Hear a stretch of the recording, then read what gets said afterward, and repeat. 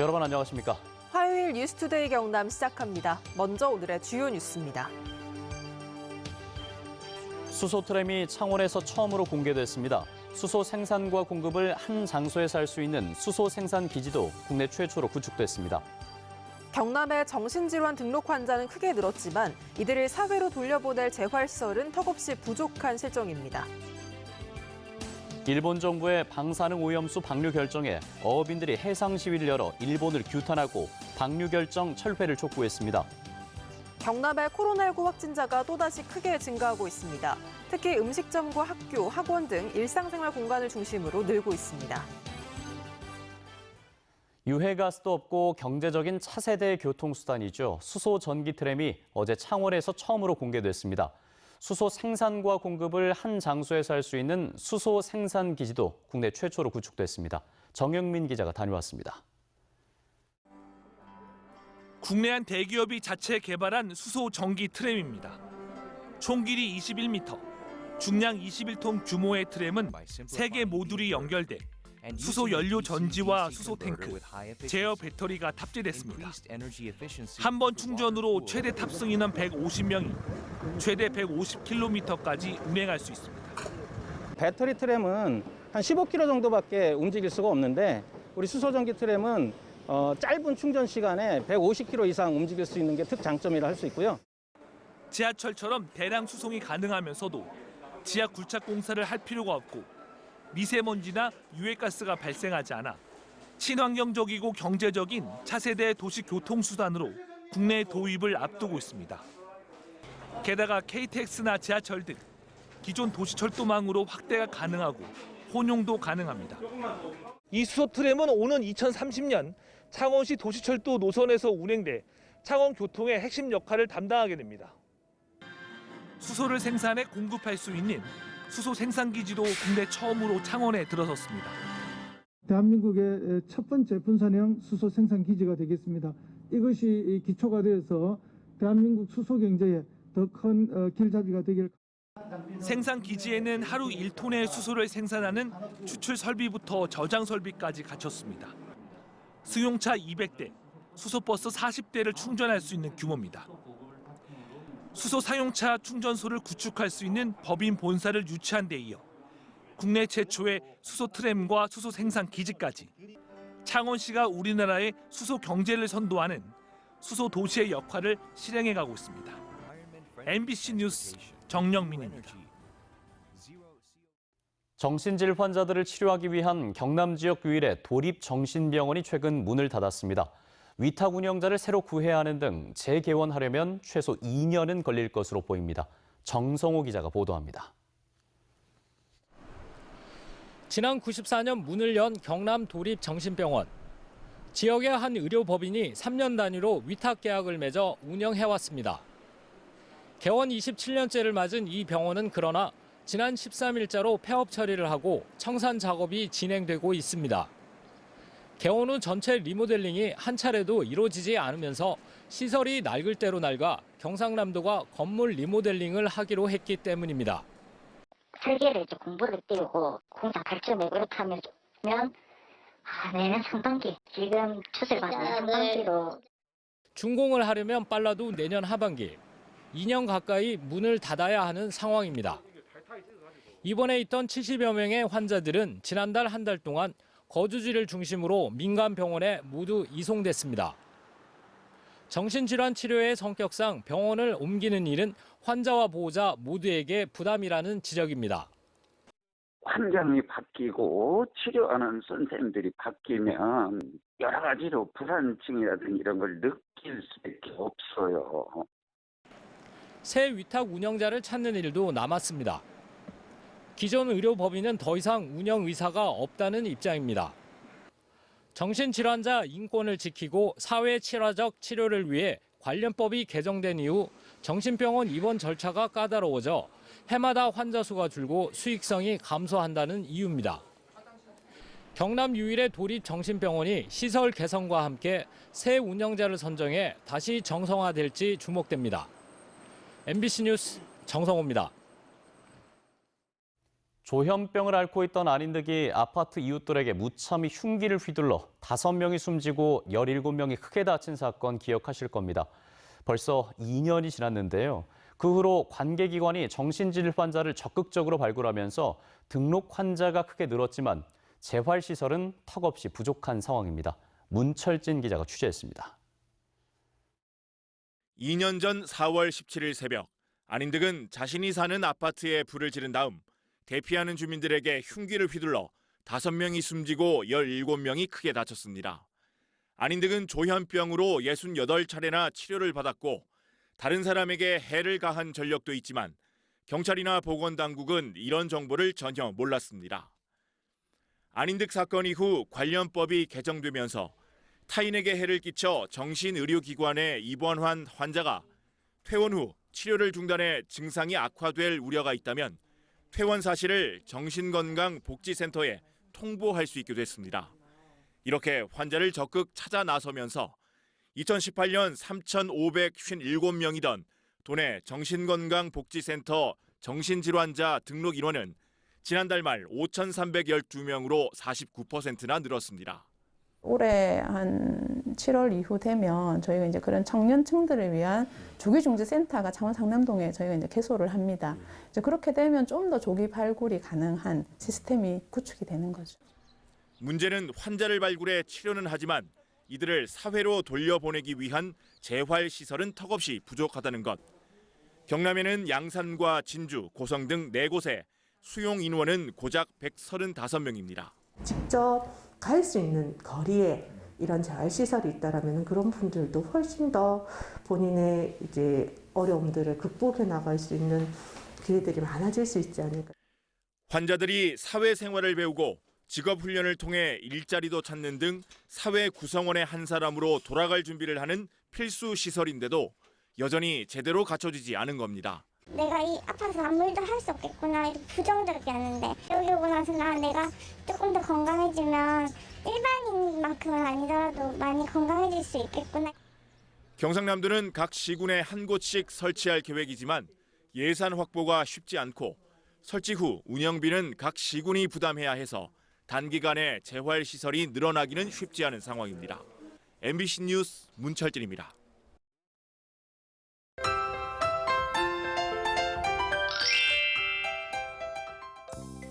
오늘은 봄비가 내려 곡식이 윤택해진다는 절기상 고구입니다. 오늘 고구지만 비 소식 없이 맑은 하늘을 보실 수 있겠는데요. 내륙을 중심으로는 아침 기온이 5도 내외를 보이면서 꽤 쌀쌀합니다. 창원의 현재 기온 보시면 9도, 진주는 5도에서 시작하면서 어제 같은 시각보다 조금 높게 시작하고 있고요. 한낮 기온은 무려 25도 이상 오르면서 낮에는 덥다고 느끼실 수도 있겠습니다. 대기 상태가 점점 메말라 가고 있습니다. 어제를 기해 우리 지역의 건조특보는 더 확대됐는데요. 현재 창원을 포함한 5개 시군에는 건조주의보가 발효 중이고 이 특보가 발효되지 않은 지역도 대기 상태가 건조합니다. 작은 불씨가 큰 불로 번질 수 있어서 작은 불씨라도 철저하게 관리해 주시길 바랍니다. 하늘 모습 보시면 오늘 따뜻한 봄 햇살과 함께 맑은 하늘을 보실 수 있겠습니다. 미세먼지 농도는 보통 수준 나타내겠습니다. 오늘도 일교차가 20도 내외로 매우 크게 납니다. 현재 기온 보시면 밀양 함안 5도, 양산은 9도에서 시작하고 있고요. 한낮 기온은 밀양 27도, 김해는 26도까지 오르겠습니다. 서부 지역 보시면 거창 4도, 산청 7도 내외의 아침 기온을 보입니다. 한낮 기온 거창 25도, 합천 26도까지 오르면서 기온이 매우 크게 오르겠습니다. 바다의 물결은 최고 1.5m까지 비교적 잔잔하게 일겠습니다. 내일부터는 아침 기온이 조금 올라 쌀쌀함이 덜할 것으로 보이고요. 당분간 평년 기온을 웃도는 맑은 날씨가 예상됩니다. 날씨 정보였습니다. 일본 정부의 방사능 오염수 해양 방류 결정에 반발해 남해안 일대에서 우리 어선들이 대규모 해상 시위를 벌였습니다. 방류가 실제로 이루어질 경우 일본 수산물 수입을 금지해야 한다는 목소리가 커지고 있는데요. 서윤식 기자가 현장에 다녀왔습니다. 경남 거제 구조랑 앞바다. 어선 50여 척이 큰 원을 그리며 시위를 시작합니다. 원전 오염수 방류 결정을 철회하라는 경문을 내건 어선들은 이제 줄지어 내달립니다. 일본 정부의 방사능 오염수 방류 결정에 항의하며 생업을 잠시 접고 시위에 나선 겁니다. 해상 시위에 나선 어업인들은 해양 생태계를 위협하는 일본 정부의 무책임한 결정을 규탄했습니다. 전남 여수 앞바다에서도 300여 명의 어민들이 어선 150여 척을 타고 나섰습니다. 여수 국동항을 나선 어선들은 일본 오염수 방류에 반대한다는 현수막을 걸고 바로 앞 장군도 일대를 돌며 해상 시위를 벌였습니다. 남해안 어민들은 수산물이 방사능에 오염될 수 있다는 우려만으로도 우리 수산업이 괴멸적인 피해를 볼 것이라고 우려했습니다. 만약에 방류까지 갔다 하면은 전 나라가 우리 식생활에도 엉망진창이 되는 엄청난 재앙이라고. 그러면서 일본이 방류 결정을 철회할 때까지 일본 수산물 수입을 전면 금지하라고 촉구했습니다. 방사선 오염수 안전하면 일본 너희들이 먼저 마셔봐라! 경남과 전남 등 남해안 지역 지자체들은 잇따라 일본산 수산물 검역과 원산지 표시 단속을 강화하겠다고 강조했습니다. 정부, 국제사회와 함께 일본의 원전 오염수 방류 결정을 철회할 때까지 다양한 방법으로 제주도의 일본 총영사관 앞에서는 다이버 회원과 환경단체들이 모여 항의 사안을 전달했습니다. MBC 뉴스 선식입니다. 한동안 진정 국면이었던 경남의 코로나19 확산세가 또다시 이어지고 있습니다. 어제도 25명의 신규 확진자가 추가됐는데요. 음식점과 학교, 학원 등 일상생활 공간을 중심으로 확진자가 늘고 있습니다. 보도에 신은정 기자입니다. 경남의 확진자는 25명, 진주와 김해, 사천 등 경남 6개 시군에서 확진자가 나왔습니다. 진주에선 보이지 7080 단란주점을 중심으로 한 지인 모임 확진자 4명이 추가됐고, 사천에선 디들리밥 음식점 관련 확진자가 3명 더 추가됐습니다. 최근 다수의 확진자 발생으로 초등학교 24곳이 원격 수업으로 전환된 김해에선 학원 등에서 확진자를 접촉한 10대가 추가 양성 판정을 받았습니다.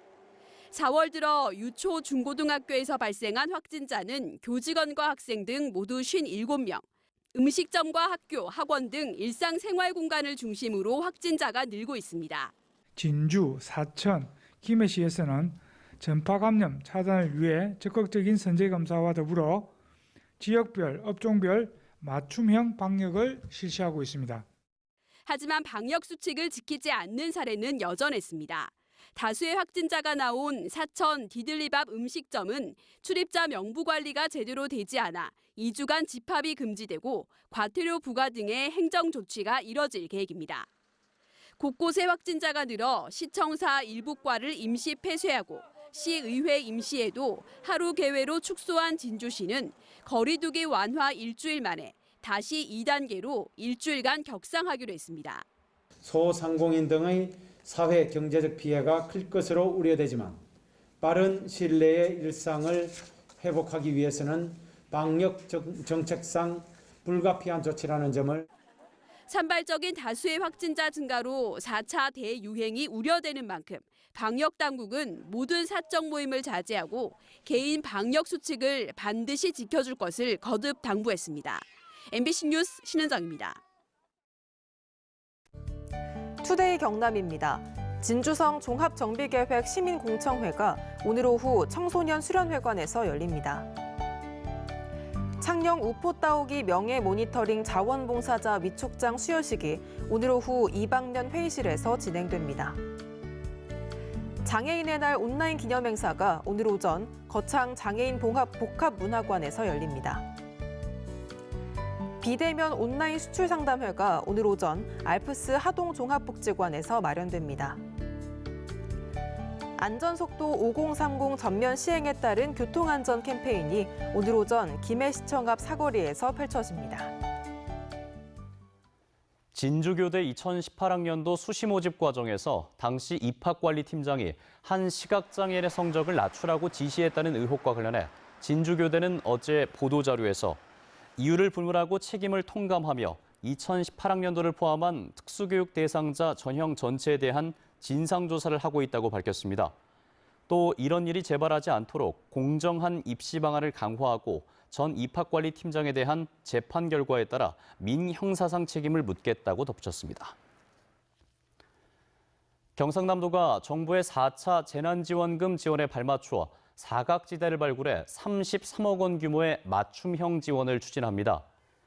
우선 코로나19로 대중적 집합 활동이 제한된 문화, 예술, 체육 분야 행사 대행업체 운영지원비 100만 원을 지원하고 33곳의 실외 풋살장, 222곳의 체험방 형태의 의료기기 판매업소 등에도 100만 원을 지원할 계획입니다.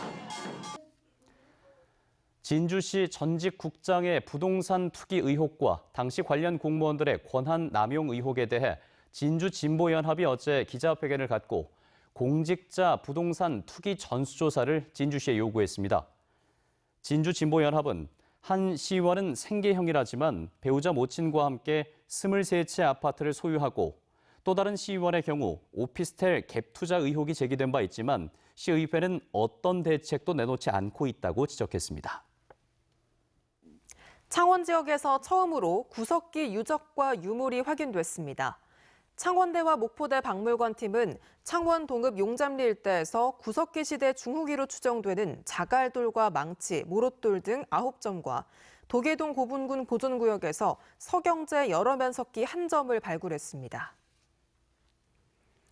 창원문화재단은 직원에게 상습적으로 갑질을 했다는 민원이 접수돼 해당 A부장을 직위 해제했다고 밝혔습니다. 재단 측은 A부장과 같은 부서에 있는 직원이 욕설과 인격 모독, 폭행 등을 당해 극심한 신체적, 정신적 스트레스를 받았다고 호소하고 있어 조사위원회를 열어 혐의가 인정되면 징계하기로 했습니다. 국토교통부가 공항 활성화와 여행업계 위기 극복을 위해 다른 나라에 입국하지 않고 돌아오는 무착륙 국제관광 비행을 지방공항까지 확대합니다. 김해공항은 다음 달부터 매주 목요일 1회 칭다오 노선에서 무착륙 국제관광 비행이 운영될 예정이며 코로나19 방역 관리를 위해 일반 항공편과는 다른 시간대 전용 터미널을 통해 운영됩니다. 경남경찰청은 가상화폐를 비롯해 가상자산을 이용한 자금 세탁이나 사기, 불법 행위 등이 전국에서 확산함에 따라 특별 단속을 벌입니다. 경남경찰청은 전담 수사팀을 지정해 가상자산 투자 설명회를 사칭한 금융 사기와 불법 대부업, 채권 추심, 주식 리딩방 등을 집중 단속하며 조직적인 범죄는 구속 수사할 계획입니다. 창원지방법원 제1형사단독 김민상 판사는 음주운전으로 집행유예를 선고받은 상태에서 또 면허 없이 음주운전을 하고 출동한 경찰관을 폭행한 혐의로 재판에 넘겨진 50대 남성에게 징역 1년을 선고했습니다. 재판부는 집행유예 기간 중인 피고인은 자신의 음주 습관을 고치려는 노력이 없이 다시 무면허 상태에서 음주운전을 반복해 잘못이 크다면서 이같이 판시했습니다. 경남농협이 영농철을 맞아 거제시 장목면 송진마을에서 올해 농촌 일손 돕기 봉사활동 발대식을 열고 일손 돕기에 나섰습니다. 이 자리엔 농협과 거제시 관계자, 주부 모임 회원들이 참석해 일손이 부족한 송진마을의 양파 수확을 돕는가 하면 농기계와 코로나19 생필품 등 3억 원어치를 전달하고 임용 봉사도 함께 진행했습니다.